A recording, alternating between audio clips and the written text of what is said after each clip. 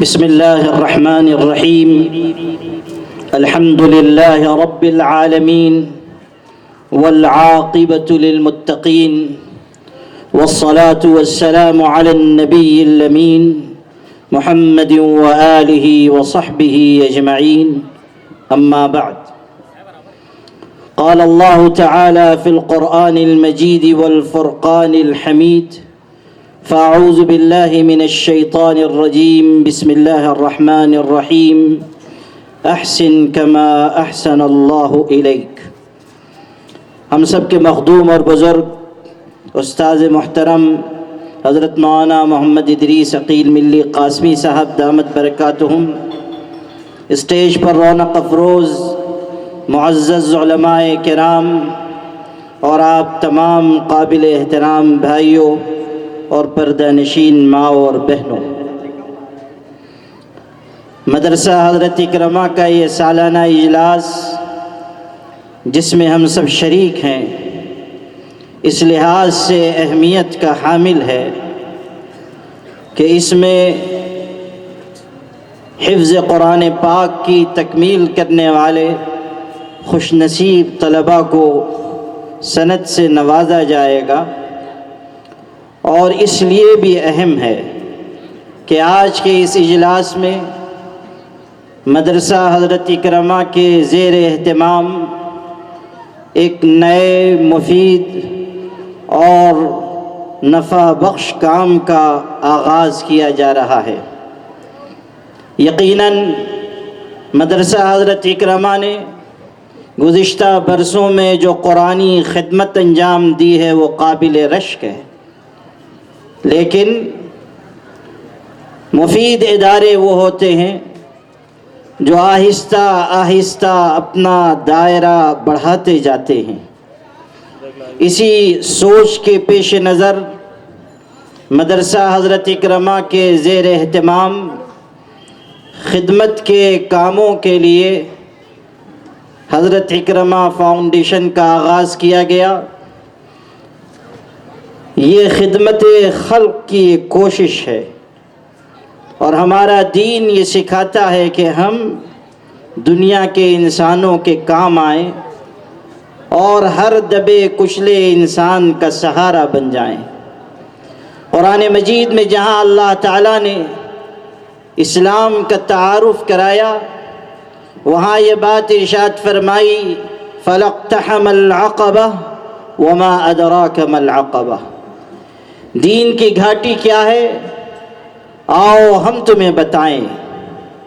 اور اس کے بعد جو تعارف کرایا گیا وہ نماز، روزے، حج اور زکوٰۃ اور مختلف عبادات کے پیش نظر نہیں کرایا گیا، بلکہ خدمت کے کام بتائے گئے، اور یہ کہا گیا کہ فک رقبۃ او اطعام فی یوم ذی مسغبہ، کہ آؤ اور سنو کہ اللہ کا دین یہ تعلیم دیتا ہے کہ غلاموں کو آزاد کرایا جائے، اور مسکینوں اور یتیموں اور فقیروں کو کھانا کھلایا جائے. دبی کچلی تڑپتی اور سسکتی انسانیت کو سہارا دینے کا نام ہے اسلام. اسلام نے یہ تعلیم دی کہ ہم آگے بڑھ کر کمزور، مفلوک الحال، غریب اور مفلس انسانوں کے لیے مددگار بن جائیں، ان کے لیے پریشانیوں کو دور کرنے والے بنیں. ہمارے آقا حضرت محمد صلی اللہ علیہ وسلم ارشاد فرما رہے ہیں: من نفس عن مؤمن کربۃ من کرب الدنیا نفس اللہ عنہ کربۃ من کرب یوم الآخرہ، کہ جو انسان دنیا میں کسی مسلمان کی تکلیف کو دور کرتا ہے، اللہ اس کی آخرت کی تکلیف کو دور کرے گا. اور ایسا نہیں ہے کہ صرف مسلمانوں کی خدمت کا سبق ہمیں سکھایا گیا. ہم اس پیغمبر کے ماننے والے ہیں جو بوقت تہجد جب خدا کی بارگاہ میں ہاتھ پھیلاتے تھے تو یہ کہتے تھے: اشہد ان العباد کلہم اخوہ. اے اللہ، میں اس بات کا گواہ ہوں کہ دنیا کے سارے انسان آپس میں بھائی بھائی ہیں. اخوت کا درس، انسانیت کی بنیاد پر انسانوں کے اکرام کا درس اگر کسی نے دیا ہے تو ہمارے آقا حضرت محمد مصطفیٰ صلی اللہ علیہ وسلم ہیں. ہم وہ نہیں ہیں جو نفرت کی آبیاری کریں یا دنیا کے انسانوں کے لیے مشکلات کھڑی کریں، یا دنیا کے انسانوں کو اپنی نگاہ حقارت سے دیکھیں۔ ہمیں تو یہ سبق دیا گیا کہ انسان دست تخلیق کا شاہکار ہے، ہر انسان کے ساتھ محبت سے پیش آنا اللہ تعالیٰ کی نگاہ میں پسندیدہ عمل ہے۔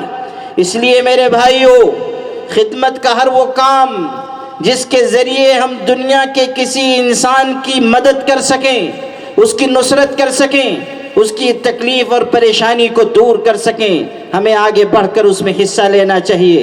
اگر ہم رحیم و شفیق و کریم پیغمبر کی امت ہیں جن کے بارے میں یہ کہا گیا لَقَدْ جَاءَكُمْ رَسُولٌ مِّنْ أَنفُسِكُمْ عَزِيزٌ عَلَيْهِ مَا عَنِتُّمْ حَرِيصٌ عَلَيْكُمْ بِالْمُؤْمِنِينَ رَءُوفٌ رَحِيمٌ فَإِن تَوَلَّوْا فَقُلْ حَسْبِيَ اللَّهُ لَا إِلَٰهَ إِلَّا هُوَ عَلَيْهِ تَوَكَّلْتُ وَهُوَ رَبُّ الْعَرْشِ الْعَظِيمِ۔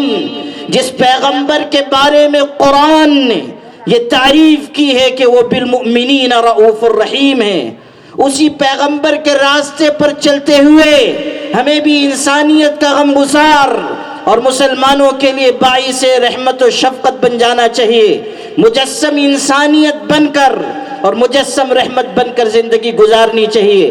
آج اس ملک میں جو نفرت کا زہر پھیلایا جا رہا ہے، اس کا تریاق اگر کسی کے پاس ہے تو ہمارے پاس ہے۔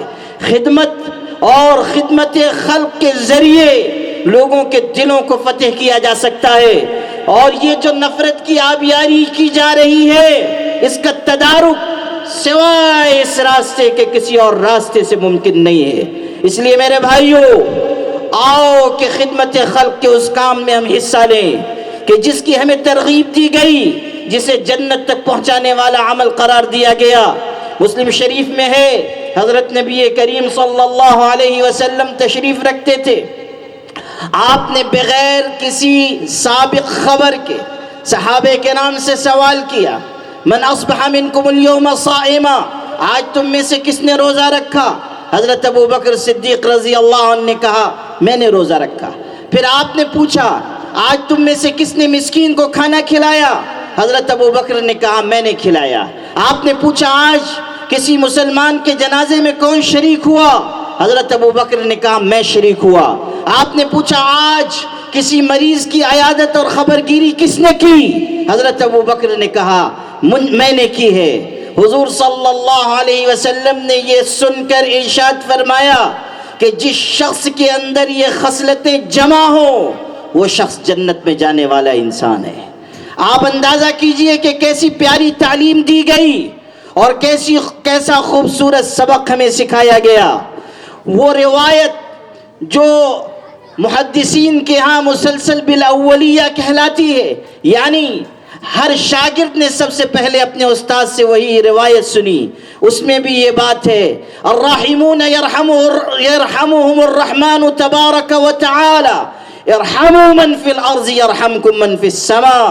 سنو، رحم کرنے والوں پر اللہ بھی رحم کرتا ہے، اور جو دنیا میں رہ رہا ہے اسے چاہیے کہ وہ رحمت و شفقت کے ساتھ زندگی گزارے، زمین والوں پر رحم کرے تاکہ آسمان والا اس پر رحم کرے۔ ارحموا من فی الارض یرحمکم من فی السماء۔ مدرسہ حضرت اکرمہ کا یہ اقدام کہ خدمت خلق کا یہ کام شروع کیا جا رہا ہے، نہایت مستحسن اقدام ہے۔ علاقے کے لوگوں کو، شہر کے لوگوں کو اس میں حصہ لینا چاہیے، اپنے حق حلال کی کمائی کے ذریعے غریبوں کے بجھے ہوئے چولہے جلانے چاہیے، مسکینوں اور یتیموں اور فقیروں کی امداد کا نظام بنانا چاہیے۔ یاد رکھیے، کبھی کبھی عبادت کے ذریعے انسان اس مقام تک نہیں پہنچ پاتا جہاں تک خدمت کے ذریعے پہنچ جاتا ہے۔ اگر ہم یہ چاہتے ہیں کہ اللہ ہم سے راضی ہو، اگر ہم یہ چاہتے ہیں کہ اللہ کے یہاں کامیابی ہمارے قدم چومے اور جنت میں ہمیں جگہ ملے، تو اپنے اندر رحمت، شفقت، اخوت کے جذبات پیدا کیجئے، اپنا مال خدا کی راہ میں خرچ کیجئے۔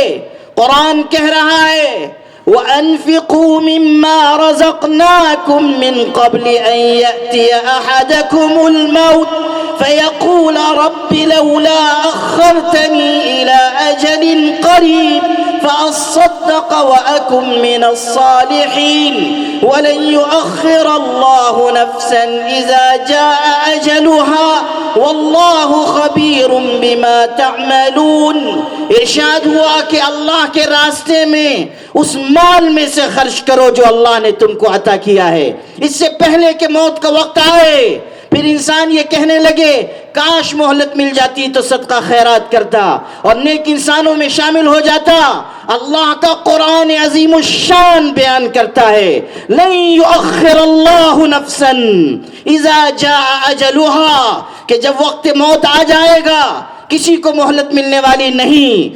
موت کے وقت کو کوئی ٹال نہیں سکتا.